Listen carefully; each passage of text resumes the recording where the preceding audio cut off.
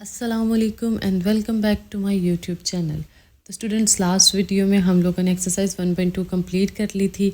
आज हम स्टार्ट करने जा रहे हैं एक्सरसाइज 1.3 एंड हम इसी वीडियो में इसको कंप्लीट करेंगे इंशाल्लाह। क्वेश्चन शुरू करने से पहले मैं आपको कुछ बेसिक टर्म समझाना चाह रही हूँ जी। सबसे पहले हम बात करेंगे टेम्परेचर कन्वर्जन की, जो कि हमारी इस एक्सरसाइज में यूज़ होंगी। मैं इसीलिए इसको पहले एक्सप्लेन कर रही हूँ।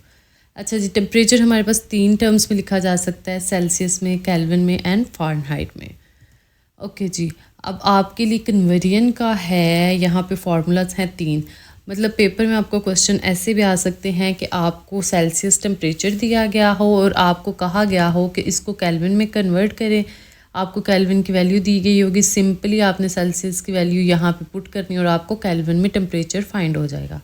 इसी तरह से ऐसे भी हो सकता है कि आपको फ़ारेनहाइट में टेम्परेचर की वैल्यू दी गई हो और आपको कहा जाए सेल्सियस में कन्वर्ट करें, आप सेकंड फार्मूला यूज़ करेंगे। और अगर सेल्सियस में वैल्यू दी गई और कहा गया है फ़ारेनहाइट में कन्वर्ट करें तो आप ये थर्ड फार्मूला यूज़ करेंगे। ये बेसिक फार्मूलाज हैं जी। लेकिन हमारे इस जो एक्सरसाइज है इसमें हम लोग सेकंड फार्मूला यूज़ करेंगे जी। आगे है हमारे पास प्रॉफिट और लॉस। प्रॉफिट और लॉस क्या होता है? कोई भी चीज़ आप ख़रीद रहे हैं, लेट्स सपोज मैंने एक बुक ख़रीदी है, वो मैंने ख़रीदी है 300 रुपये में। अब मैं उसको सेल करती हूँ तो 350 में करती हूँ। तो अब मैं क्या करूँगी, जो सेलिंग प्राइस है वो ज़्यादा है, उसमें से जितने की मैंने ख़रीदी थी उसको माइनस करूँगी।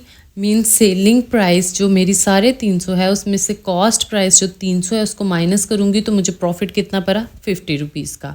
तो हम इस तरह से प्रॉफिट को फाइंड कर सकते हैं। और अगर हमने परसेंटेज में फाइंड करना हो तो फिर हम क्या करेंगे, प्रॉफिट हमने फाइंड किया हुआ था 50 रुपीज़ था, पी की जगह 50 पुट करेंगे, नीचे कॉस्ट प्राइस पुट करेंगे। कॉस्ट प्राइस कितनी थी, 300, तो मल्टीप्लाई बाय 100 तो हमारे पास परसेंटेज में प्रॉफिट प्राइस आ जाएगा।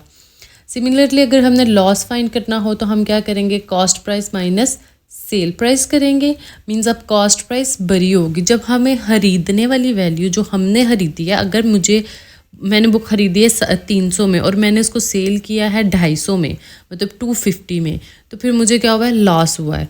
जो वैल्यू बड़ी हुई वो स्टार्ट में आ गई, कॉस्ट प्राइस बड़ी होगी और सेलिंग प्राइस छोटी होगी। और इसी तरह से आप लॉस का भी सेम फार्मूला है परसेंटेज की तरह, आप इसको भी परसेंटेज में कैलकुलेट कर सकते हैं। Moving on to the question number 1, आपको कहा गया है the sum of 3 consecutive integers is 42, find them. मतलब आपके पास कोई भी इंटीजर्स हो सकते हैं, आइदर इट इज़ 1, 2 एंड 3, और उनका सम होना चाहिए 42। अब हम क्या करेंगे, हम लेट करते हैं कि हमारे पास x जो है वो फर्स्ट इंटीजर है। x नाम इसलिए दे रही हूँ क्योंकि हमें नहीं पता अभी कि इंटीजर क्या है, तो हम इसको एक मेथड से फाइंड करेंगे। अब सेकंड इंटीजर को मैं कह देती हूँ कि ये x+1 है। कंसेक्टिव का मतलब क्या है कि एक के बाद एक आने वाला, मतलब अगर फर्स्ट इंटीजर 3 है तो सेकंड इंटीजर 4 और थर्ड इंटीजर 5 होना चाहिए, इस तरह से आने चाहिए एक रो में। अब मैं थर्ड इंटीजर को कंसीडर कर लेती हूँ x+2। हमें क्या कहा गया है, सम ऑफ 3 कंसेक्टिव इंटीजर्स। ये 3 कंसेक्टिव इंटीजर्स आ गए, आपके क्वेश्चन में ही इनका आंसर है। देखें जी, आपने ये ले लिए, अब आपको यहाँ पे आ जाना चाहिए सम। सम मतलब x प्लस सेकंड वाला प्लस थर्ड वाला, तो आपने ऐसे लिख लेना है। ये आपके पास आ गई, ये फर्स्ट इंटीजर आ गया, ये सेकंड इंटीजर आ गया, ये थर्ड इंटीजर आ गया, और ये किसके इक्वल होना चाहिए था, 42 के। तो मैंने इसे 42 के इक्वल रख दिया। ठीक है जी, यहाँ तक क्वेश्चन की समझ आई। अब इनको सम कर लेंगे हम। जो x है वो सेम थे, जो उनको मैंने कर दिया सम अप, तो ये 3x+3 बन गया, 2 + 1 3 इक्वल टू क्या आ गया, 42। जो सिंपल वैल्यूज़ हैं x के बिना वाली उनको एक साइड पे कर लेंगे हम, 3 को उठा के दूसरी साइड पे लेके जाएंगे तो माइनस का हो जाएगा। यहाँ प्लस का 3 था, दूसरी साइड पे जाएगा तो माइनस का 3 हो जाएगा। उसके बाद स्टूडेंट्स हम क्या करेंगे, इसको माइनस करेंगे तो ये हमारे पास 39 आ जाएगा। 3x = 39। अब हमें सिर्फ x की वैल्यू चाहिए, हमें फर्स्ट इंटीजर चाहिए। हम क्या करेंगे, दोनों साइड्स पे 3 से डिवाइड कर देंगे। जब हम डिवाइड करेंगे तो x के साथ वाला जो 3 था वो कैंसिल हो जाएगा, तो जो 39 के साथ नीचे 3 आ जाएगा। हमने क्या किया, यहाँ पे भी 3 से डिवाइड कर दिया, यहाँ पे भी 3 से डिवाइड कर दिया। अब ये 3 इस 3 से कैंसिल हो गया और हमारे पास क्या बना, x is equal to 39 divided by 3। तो जब इसको आप डिवाइड करेंगे ये 13 आ जाएगा। अब हमें पता है कि हमारे पास फर्स्ट इंटीजर हमें पता चल गया। अब हमारे पास कंसेक्टिव 3 डिजिट्स होने चाहिए थे। तो हमारे पास क्या आ गया, फर्स्ट 13 हुआ, सेकंड 14 हुआ और थर्ड 15 हुआ। आपको कैसे पता चलेगा, आपके पास फार्मूलाज थे जो हमने सपोज किए थे। x इक्वल टू 13 हो गया हमारे पास। अब x प्लस 1 था, x की जगह 13 रखें, प्लस 1 क्या हो गया 14। सिमिलरली x प्लस 2 था, x की जगह 13 रखें, प्लस 2 क्या हो गया 15। अगर आपने इसको चेक करना है तो आप इन सबको सम अप करेंगे, ऐड करेंगे तो आपके पास 42 ही आंसर आएगा। आई होप क्वेश्चन 1 क्लियर हो गया। क्वेश्चन नंबर 2 की तरफ मूव करेंगे। इसमें आपको कहा गया है, आपको डायग्राम दी गई है, उन्होंने कहा राइट एंगल डायग्राम है आपके पास ABC। राइट एंगल कैसे है, एंगल देखेंगे स्टूडेंट्स किस साइड पे बन रहा है, ये रहा आपका एंगल। तो ये क्या हो गई, राइट एंगल ट्रायंगल। तो राइट एंगल ट्रायंगल में आपको उसने क्या कहा है, इसकी लेंथ है A से लेके C की, उन्होंने लिखी हुई है √3 प्लस √5 सेंटीमीटर। और एरिया इसका उन्होंने क्या बताया है हमें, 1 प्लस √15 सेंटीमीटर स्क्वायर। ठीक है जी, एरिया हमें गिवन है और हमें AC की लेंथ गिवन है। उन्होंने कहा find the length of AB in the form of ये उन्होंने हमें एक फॉर्म दे दी है। उन्होंने कहा इस फॉर्म में आपका आंसर आना चाहिए। AB यहाँ पे इंटीजर्स हैं, इंटीजर्स मीन 1 2 3 या माइनस में भी वैल्यूज़ हो सकती हैं। अब हमने बेसिकली क्या फाइंड करना है, A और B, A से B की लेंथ को। अच्छा जी, यहाँ पे हमारे पास लगेगा एरिया का फॉर्मूला जी। सबसे पहले एरिया हमें क्या गिवन है, 1 प्लस √15। बेस क्या गिवन है, बेस मैं A से C को कह रही हूँ। बेस ये है, अगर A से B की बात करें इसको हम परपेंडिकुलर कहते हैं, और एक B से C की बात करें इसको हाइपोटेनियस कहते हैं। A से B की हम बात कर रहे हैं तो हम क्या कहेंगे, परपेंडिकुलर हमने फाइंड करना है। बेस की वैल्यू गिवन है। अब हम फार्मूला क्या है एरिया का, ट्रायंगल के एरिया का फार्मूला अलग है, रेक्टेंगल का अलग है, स्क्वायर का अलग होगा। तो स्टूडेंट्स इसमें आपने कंफ्यूज नहीं होना। ट्रायंगल का एरिया का फार्मूला है 1/2 बेस इंटू हाइट। हाइट हमारे पास क्या है, हाइट ये है AB। ठीक है जी, बेस हमें गिवन है, बेस हम यहाँ पे पुट करेंगे इस फार्मूले में, जगह जगह पे जहाँ जहाँ जो गिवन है। एरिया की जगह हम एरिया की वैल्यू रखेंगे जो हमारे पास थी 1 प्लस √15 इक्वल टू 1/2 वैसे ही आ गया। बेस की वैल्यू गिवन थी √3 प्लस √5 मल्टीप्लाई बाय हाइट क्या थी हमारे पास, परपेंडिकुलर AB। तो AB साथ में मल्टीप्लिकेशन में आ गया। अब हम इसे सिंप्लीफाई करेंगे, हम क्या करेंगे, हम 2 से मल्टीप्लाई करेंगे दोनों तरफ। ठीक है जी, लेफ़्ट साइड पे जो 2 है वो 2 से कट जाएगा। मतलब हमने क्या किया, एक 2 से यहाँ मल्टीप्लाई किया, ये ऊपर नीचे 2 कट गए और एक 2 से इस साइड पे मल्टीप्लाई कर लिया। ठीक है जी, अब हमारे पास क्या बन गया, 2 into 1 plus √15 equal to √3 plus √5 into AB। Further move करेंगे, हमारे पास क्या आ गया, 2 ब्रैकेट 1 प्लस √15 और नीचे क्या आ गया, √3 प्लस √5। एक रूल याद रखिएगा, जिस चीज़ को हमने फाइंड करना होता है हम कोशिश करते हैं कि हम उसको सेपरेट कर लें। जैसे फर्स्ट क्वेश्चन में हमने x फाइंड करना था तो मैंने x को सेपरेट कर लिया था सबसे। इसी तरह से यहाँ पे हमने AB को सेपरेट करना था। अब ये हमने √3 प्लस √5 यहाँ से गायब करना था, तो हमने क्या किया, दोनों तरफ √3 प्लस √5 से डिवाइड कर दिया। राइट साइड वाला ऊपर वाले नीचे से कट गया और लेफ़्ट साइड पे वो नीचे आ गया। अब हमारे पास ये एक्सप्रेशन बन गया। ये एक्सप्रेशन देख के आपको कुछ याद आ रहा है, कुछ पुराना मैथ जो एक्सरसाइज 1.2 में कहीं हमने कुछ यूज़ किया हो? तो जी स्टूडेंट्स, मैं बात कर रही हूँ रेशनलाइज की।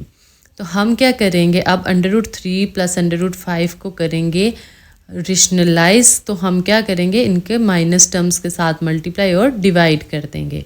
जब हम मल्टीप्लाई और डिवाइड करेंगे तो हमारे पास क्या बनेगा, AB is equal to 2 into 1 plus √15, साथ में माइनस वाली टर्म आ गई, नीचे हमारे पास फार्मूला क्लोज हो गया A² माइनस B²। अब स्क्वायर ऑफ 3 कट जाएगा, स्क्वायर ऑफ 5 कट जाएगा, स्क्वायर रूट जो हैं दोनों के स्क्वायर से कट जाएंगे, तो हमारे पास नीचे बन गया 3 - 5। ऊपर वाली टर्म्स जैसे मैंने आपको कल एक्सरसाइज 1.2 के पार्ट 5 में एक क्वेश्चन करवाया था, मैंने बताया था अब 1 पहले मल्टीप्लाई होगा √3 से, 2 बाहर ऐसे ही रहने दें, 1 मल्टीप्लाई हुआ तो √3 आ गया। इसी तरह से 1 मल्टीप्लाई होगा अब √5 से, तो ये हमारे पास माइनस √5। माइनस कैसे आया, 1 के साथ प्लस था और √5 के साथ माइनस था, तो ये माइनस हमारे पास यहाँ पे उसकी माइनस में टर्म आ गई। अब हम √15 को मल्टीप्लाई करेंगे तो √3 के साथ, तो ये क्या आएगा, √3 × √15, ये आ गया जी हमारे पास थर्ड टर्म, और प्लस प्लस थे प्लस हो गई। इसी तरह से √15 जब √5 के साथ मल्टीप्लाई होगा तो हमारे पास क्या बनेगा, √5 × √15, और माइनस प्लस क्या हो गए, माइनस। ठीक है जी, मूविंग ऑन। नीचे डिनोमिनेटर में हमारे पास 3 - 5 था, ये क्या बन गया, -2, और ऊपर क्या हमारे पास रह गया, √3 - √5 की टर्म्स वैसे ही रह गई। अब ये जो था 3 × 15, अंडर के अंदर की टर्म्स जो हैं वो मल्टीप्लाई हो सकती हैं, तो हम इनका इकट्ठा भी लिख सकते हैं। तो 15 3 था 45 और 15 5 था 75। अब फर्दर हमने इसको सिंप्लीफाई करना है। सिंप्लीफाई करने के लिए हम अगर देखें ये 15 और जो 45 और 75 है, क्या हम इनके एलसीएम ले सकते हैं? तो जी मैं आपको एक का लेके दिखा देती हूँ। 45 हमारे पास 2 के टेबल से तो नहीं होगा, तो हम 3 से करेंगे। 3 1 द 3, 1 इधर कॉमन गया, 3 5 था 15, सिमिलरली 3 5 था 15,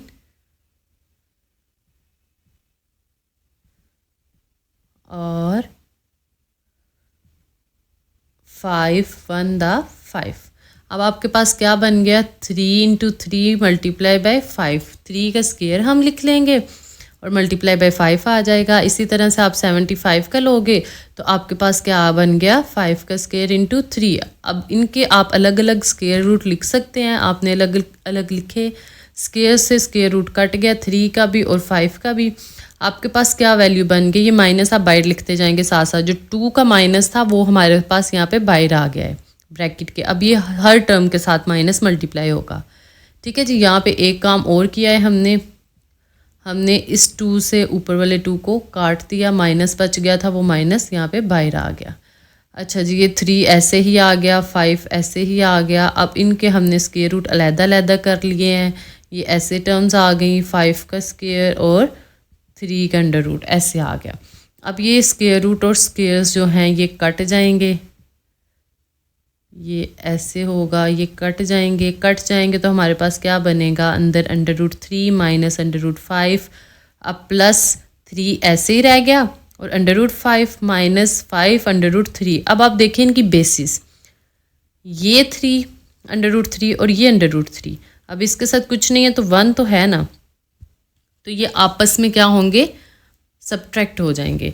तो हमारे पास -5 और ये +1, तो क्या बना, -4, बड़ी टर्म के साथ माइनस है, माइनस आ जाएगा, और 5 - 1 क्या बनता है, 4, तो √3 साथ में आ गया। ठीक है जी, और इसी तरह से ये 5 और ये √5, ये दोनों भी साथ में, यहाँ इसके साथ 1 है, तो ये आपके पास क्या बन गया, 3 और 1, ये माइनस आएगा, प्लस माइनस माइनस है, 3 में से 1 गए 2, और यहाँ पे पॉजिटिव साइन इसलिए आया है क्योंकि बड़ी वैल्यू 3 थी और उसके साथ प्लस था जी। ये आपके पास बन गया 2 √5। अब आप माइनस को अंदर मल्टीप्लाई करेंगे, माइनस को अंदर मल्टीप्लाई किया, माइनस माइनस प्लस, और जी फिर दोबारा करेंगे माइनस प्लस माइनस, तो यहाँ पे 2 के साथ माइनस आ गया, 4 के साथ प्लस आ गया, तो ये हमारे पास वैल्यूज़ क्या बन गई, 4 √3 माइनस 2 √5। तो आप अगर देखें जो हमें गिवन वैल्यू थी क्वेश्चन में, a √3 प्लस b √5 की फॉर्म में आंसर आना चाहिए, तो वो हमारा आंसर ये रहा। यहाँ पे a क्या है 4 और b क्या है -2। ओके स्टूडेंट्स, ये थोड़ा सा टेक्निकल क्वेश्चन है लेकिन आई होप आपको समझ आ गई होगी। आगे क्वेश्चन नंबर 3 है, उसमें हमें कहा गया है कि a rectangle has sides of length, उसकी लेंथ की साइड्स हमें बताई गई हैं 2 + √18 metre and 5 minus 4 under root 2 metre. अब जो रेक्टेंगल होता है, जैसे यहाँ पे मैंने आपको रेक्टेंगल बताया है, इसकी एक तो लेंथ होती है, दूसरी इसकी विड्थ होती है। मीन्स हमें लेंथ और विड्थ दी गई है और उसने कहा है कि एरिया ऑफ रेक्टेंगल को a plus b under root 2 की फॉर्म में आपने रिप्रेजेंट करना है। सबसे पहले हम लेंथ लिख लेंगे जो हमारे पास आगे 2 प्लस अंडर रूट 18 मीटर, फिर विड्थ आगे हमारे पास 5 minus 4 over under root 2 metre. अब एरिया का फॉर्मूला क्या होता है, आपको मैंने पहले बताया था, रेक्टेंगल का एरिया डिफरेंट होता है और ट्रायंगल का एरिया डिफरेंट होता है। क्योंकि अब मैं आपको एक चीज़ और बता देती हूँ जो आप याद रखिएगा। अगर आपको रेक्टेंगल का एरिया पता है जो हमारे पास है लेंथ इनटू विड्थ, तो अगर आप इसको हाफ करें, ऊपर वाला एरिया भूल जाएं, नीचे वाला अगर आप देखें तो क्या आपका ये वही ट्रायंगल नहीं है जो हम क्वेश्चन 2 में सॉल्व करके आए हैं। यहाँ तक आप अगर देखें, ये बॉर्डर लाइंस देखें, तो ये आपका वही एरिया बन रहा है ना। तो मीन्स आपने एरिया को डिवाइड कर दिया 1/2 से, इसलिए इसके साथ आप area is equal to 1/2 length into width करेंगे तो वो ट्रायंगल का फॉर्मूला बन जाएगा। अच्छा जी, मूविंग ऑन, हम क्या करेंगे, एरिया हमने फाइंड करना है। लेंथ की जगह लेंथ की वैल्यू पुट करेंगे, विड्थ की जगह विड्थ की वैल्यू पुट करेंगे, आगे सिंपल मल्टीप्लिकेशन होगी। अच्छा जी, अब 2 को 5 से पहले करेंगे, फिर 2 को हमने 4 अंडर रूट 2 से मल्टीप्लाई कर दिया। सिमिलरली 18 को पहले 5 से किया, फिर 18 को 4 बाई अंडर रूट 2 से कर दिया, और इनके साइंस का ख्याल रखना है। नेक्स्ट जी, हमारे पास 5/2 था, क्या बन गया, 5/2 द स्टूडेंट्स हमारे पास बन गया 10।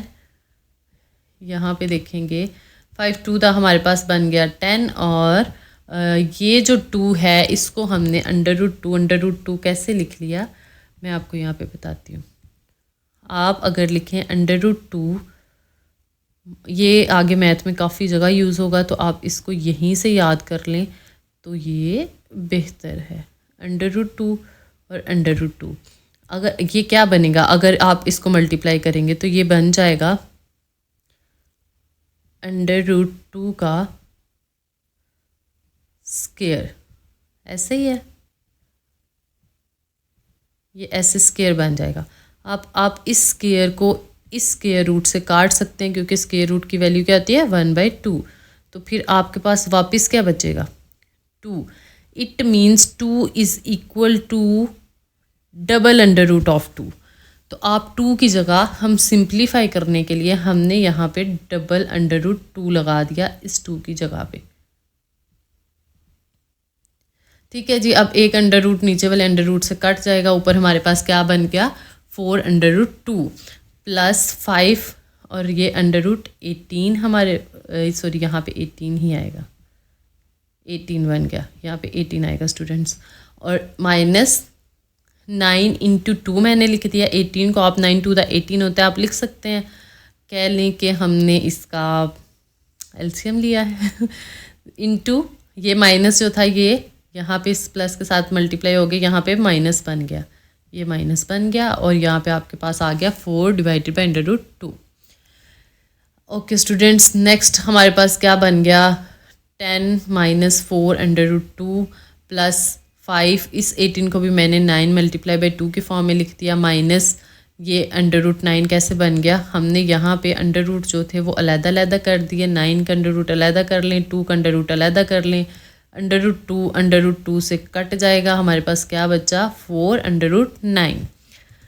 नेक्स्ट स्टेप में देखेंगे, यहाँ पे हमने 3 की जगह 9 की जगह लिख दिया 3 का स्क्वायर, ये स्क्वायर रूट से कट जाएगा, और हमारे पास स्क्वायर रूट सिर्फ बच जाएगा 2 के ऊपर। ठीक है जी, नेक्स्ट सिंप्लीफाई करेंगे हम 10 माइनस 4 अंडर रूट 2 प्लस 5, और ये 3 मल्टीप्लाई बाहर आ गया, अंडर रूट 2 माइनस यहाँ पे भी हमने 9 का 3 का स्क्वायर लिख दिया। आप डायरेक्टली यहाँ 9 की जगह भी 3 का स्क्वायर लिख सकते हैं, तो यहाँ पे 3 मल्टीप्लाई बाई 4 आ गया।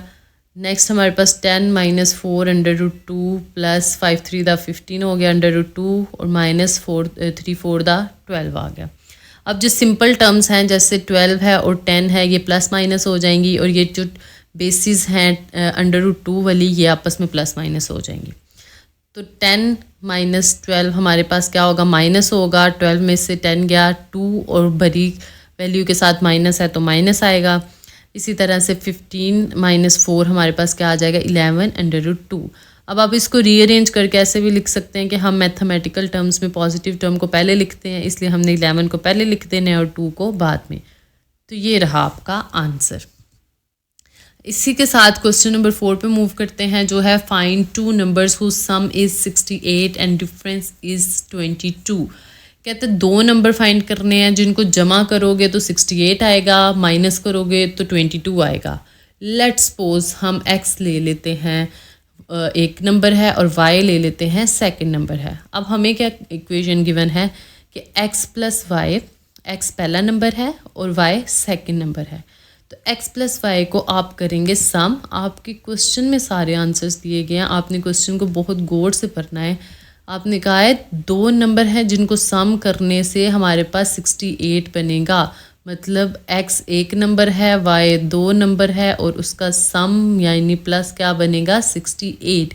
और उन्हीं नंबर्स को जब आप डिफ्रेंशिएट करेंगे, मतलब x माइनस वाई कर देंगे, तो आपके पास क्या वैल्यू आनी चाहिए, 22। अब आपने इनको लिख लिया, आपने इनको लिखा इक्वेशन की फॉर्म में, एक ऊपर एक नीचे। x दोनों प्लस के हैं, माइनस और प्लस का y जो है ये आपस में कट गए। तो अब ये 68 और 22 को प्लस कर लें। 8 to 10 0 लगा, 1 कैरी, 6 7 8 और 1 9, ये 90 बन गया। इधर ये दोनों x प्लस के थे, ये 2x बन गया हमारे पास। ठीक है जी। अब हमने क्या करना है, x को सिंपल करना है। तो 90 और हम क्या करेंगे, दोनों तरफ 2 से डिवाइड कर दिया। 90 डिवाइडेड बाई 2 हमने किया तो क्या आ गया, 45। x की वैल्यू हमारे पास स्टूडेंट्स आ गई। अब y की वैल्यू फाइंड करनी है, तो हम क्या करेंगे, अगर हम इक्वेशन 1 को देखें, 2 को देखें, आप दोनों में से किसी एक को यूज़ कर लें। मैंने इक्वेशन 1 को यूज़ किया है, x की वैल्यू हमें पता चल गई है, सिंपल y रह जाएगा। x plus y is equal to 68 था, मैंने x की वैल्यू पुट की 45, y और इक्वल टू 68। अब मुझे y सिंगल चाहिए, 45 को उठा कर दूसरी साइड पे ले जाऊंगी, जो माइनस का हो जाएगा। तो y इक्वल टू हमारे पास क्या आ जाए, 68 माइनस 45 क्या हो गया, 23। तो आपके पास फर्स्ट डिजिट क्या है, 45, और सेकंड क्या है, 23। आप इनको सम अप करके देखें, 68 आएगा, इनको माइनस करोगे तो 22 आएगा। जब ये वेरीफाई हो जाए इट मीन्स आपका आंसर ठीक है। मूविंग टू द क्वेश्चन 5, आपको कहा गया है weather in Lahore was usually warm during the summer of 2024। 2024 में जब गर्मियाँ थी तो लाहौर का वेदर बहुत गर्म था। टीवी न्यूज़ ने रिपोर्ट किया है कि वहाँ का टेम्परेचर था 48 डिग्री सेल्सियस। अब उसने आपको दिया है, कहता है इस फार्मूले का यूज़ करें और उस टेम्परेचर को फ़ारेनहाइट स्केल में फाइंड करें, मतलब जो सेल्सियस में दिया गया उसी को फ़ारेनहाइट में कन्वर्ट करें। तो स्टूडेंट्स ये पेपर में आपको फार्मूला बिल्कुल गिवन नहीं होगा, इसलिए आपने इसको खुद याद कर लेना है। ठीक है जी। आपका वैल्यू क्या गिवन है, सेल्सियस में 48 टेम्परेचर गिवन है, आपने फ़ारेनहाइट में फाइंड करना है। फार्मूला आपने लगा दिया, सिंपली फ़ारेनहाइट इधर आ गया, 9 डिवाइडेड बाई 5, और सेल्सियस की जगह उसकी वैल्यू पुट करेंगे, 48 डिग्री आ गया प्लस 32। अब क्या करेंगे, 9 को 48 से मल्टीप्लाई कर देंगे, 432 सॉरी यहाँ पे आपके पास 5 आएगा, यहाँ पे 5 आएगा। 432 डिवाइडेड बाई 5 प्लस 32। अब 432 को 5 पे डिवाइड करेंगे आप, तो आपके पास 864 आ जाएगा प्लस 32। वेट अ सेकेंड, आप क्या करेंगे, 48 को आप मल्टीप्लाई करेंगे। जब हम मल्टीप्लाई करेंगे 48 को मल्टीप्लाई करेंगे हम 9 से, तो हमारे पास 432 आंसर आएगा। डिवाइड करेंगे 5 पे, 86.4 आएगा। सॉरी, ये आपके पास क्या बनेगा, 86.4। वो कैसे, 432 है, आप कर रहे हैं 5 से, 5 8 था, 40, ये 3 नीचे चला गया, 3 माइनस 0 3 आ गया, ये 2 नीचे आ गया। अब 8 सॉरी 5 का टेबल पढ़ना है, 5 6 था 30, यहाँ पे आपके पास माइनस करेंगे तो आ जाएगा 2। अब आपने क्या करना है, पॉइंट लगाना है यहाँ पे, पॉइंट लगाने से यहाँ आपको 0 मिल गया, यहाँ 0 लगाएंगे तो 5 4 20। ओके जी, ऐसे आपका सॉल्व हो जाएगा। सॉरी उसके बाद आपके पास क्या आ गया, 86.4 प्लस 32 आप करेंगे तो आपके पास क्या बन जाएगा, 118.4 डिग्री फ़ारेनहाइट। तो ये ऐसे आपका ये क्वेश्चन सॉल्व हो जाएगा। क्वेश्चन नंबर 6 पे मूव करेंगे। कहता है the sum of the ages of the father and son is 72 years. कि अभी जो बाप और बेटा हैं उनकी एज को आप सम करेंगे, दोनों को इकट्ठे करेंगे तो आपके पास बनेगी 72 ईयर्स। हम यहाँ पे लिख लेंगे no the age of the son is x. हमें नहीं पता अभी एग्जैक्ट, हमें ना बेटे की एज पता है ना फादर की एज पता है, हमें सिर्फ पता है उन दोनों का सम जो है वो 72 है। हमने क्या क्या दिया, अभी जो बेटे की एज है वो x है और फादर की एज y है, तो इन दोनों को प्लस करेंगे तो हमारे पास 72 है। यहाँ तक पता चल गया फर्स्ट लाइन से।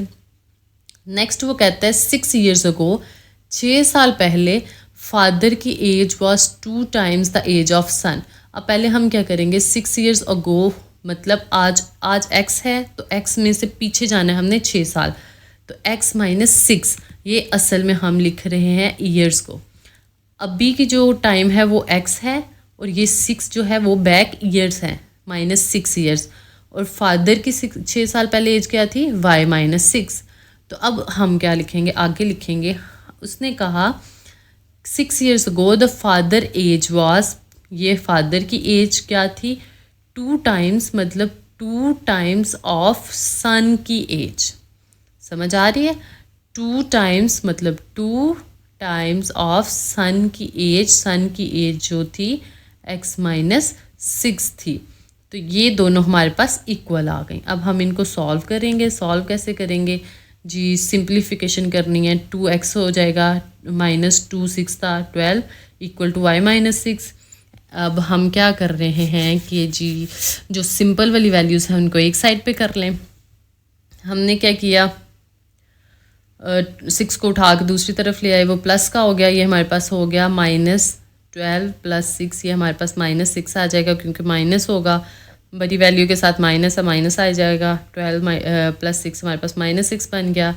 आगे जाएंगे हम तो हमारे पास ये 2x माइनस 6y जो बना है, ये y की वैल्यू हमारे पास आ गई।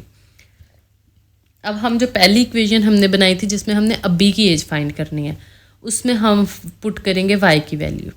y क्या थी, जो 6 साल पहले फादर की एज थी। अब हमने फाइंड करनी है 6 साल बाद सन की एज। सन की एज फाइंड करनी है, इसलिए हमने फादर की पहले वाली निकाली ताकि हम उसे माइनस कर दें और हमारे पास सिर्फ बेटे की अभी की एज बच जाए।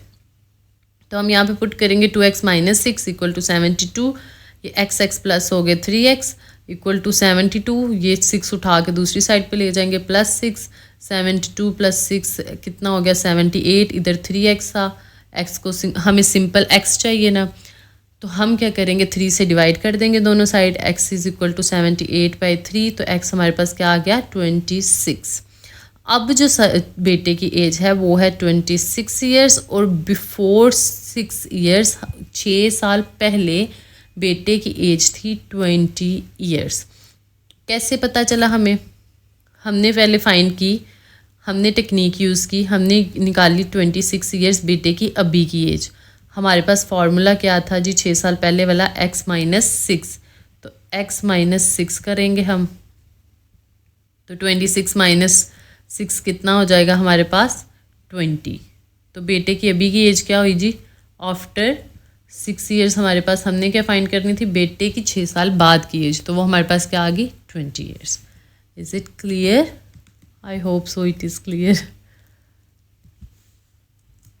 ओके जी, आगे क्वेश्चन 7 है। कहते हैं मिरहा ने एक खिलौना लिया है, वो 1500 का है और अब उसने उसको बेच दिया है। सोल्ड का मतलब है बेच देना, आगे सेल प्राइसिंग, ये सेलिंग प्राइस है हमारी 1520 में।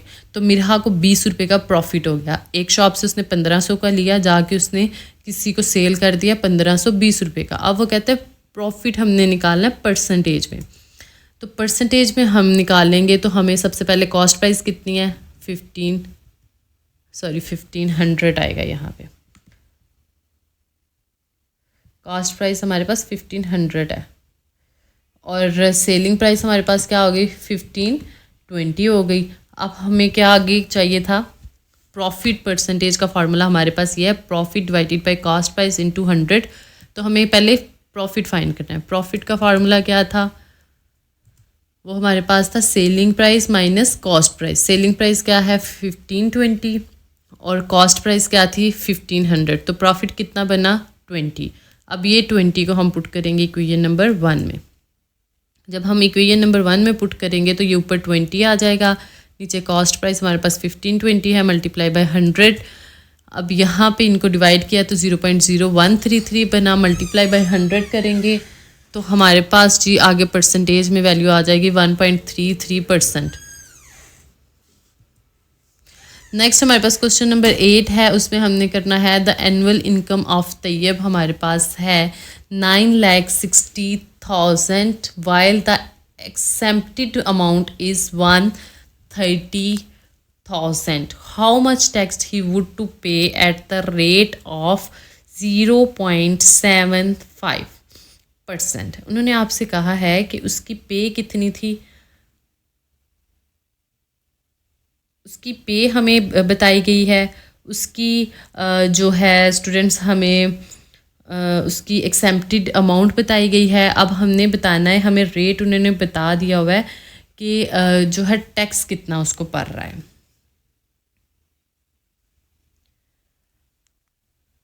जी तो आगे हम मूव करेंगे। टोटल इनकम उसकी कितनी है 9,60,000 है। एक्सेम्प्टेड अमाउंट क्या है, एक्सेम्प्टेड अमाउंट वो होती है जो जिस पे टैक्स नहीं लगना, जो टैक्स से पाक साफ है, जिस पे टैक्स नहीं लगता। इतनी आपको कहते हैं ना कि जैसे आपके पास अगर आपके अकाउंट में है, आपको कह देते हैं 10,000 है तो आपका उस पर टैक्स नहीं लगेगा। लेकिन अगर आपके पास इससे ज़्यादा अमाउंट होगी, लेट्स सपोज आपके पास 50,000 है, तो अब क्या होगा 40,000 पे टैक्स लगेगा और 10,000 पे टैक्स नहीं लगेगा। अब टोटल इनकम आपकी कितनी है, ये देखें 9,60,000 है और कितनी पे टैक्स नहीं लगेगा 1,30,000 पे। तो आप क्या करेंगे, रिमेनिंग अमाउंट निकाल लेंगे कि जितनी पे टैक्स लगना है। 9,60,000 में से इतनी निकाल देंगे 1,30,000, तो आपके पास टैक्स कितनी पे लगना है 8,30,000 पे। जब आपको ये अमाउंट पता चल जाएगी, अब आप इस पर टैक्स निकाल लेंगे कि टैक्स कितना लगेगा। अब टैक्स निकालने के लिए आप क्या करेंगे, टैक्स रेट हमारे पास क्या 0.75%। टैक्स अमाउंट निकालने के लिए हम लोग क्या करेंगे, इस परसेंटेज को लिखेंगे, इसको हमने डिवाइड कर दिया जी 10,000 पे और उसके बाद हमारे पास साथ में क्या आ गया, साथ में हमारे पास आ गया जी जो रिमेनिंग अमाउंट थी जिस पे टैक्स लगना है। अब इस पे टैक्स लगेगा तो अब क्या होगा, यहाँ पे जो जितने ज़ीरो थे वो ज़ीरो से कट जाएंगे। ये जो ज़ीरोज़ थे ना, ये इन ज़ीरो से कट गए, हमारे पास बच गया 75 मल्टीप्लाई बाई 83 मल्टीप्लाई करेंगे 6,225 रुपीज़ के ऊपर टैक्स लगेगा।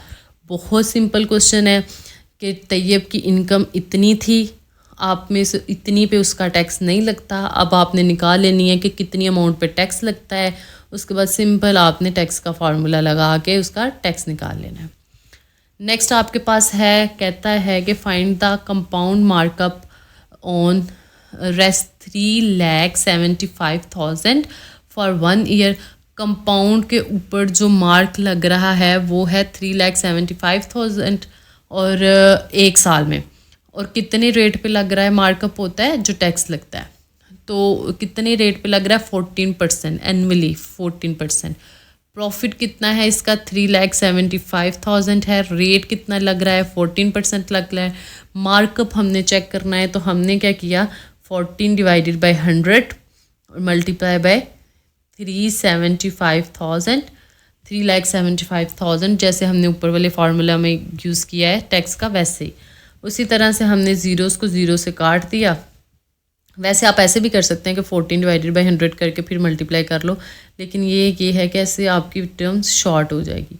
अब 14 मल्टीप्लाई बाई 3,750 से आप करोगे तो 5,2500 आपका मार्कअप आ जाएगा जी।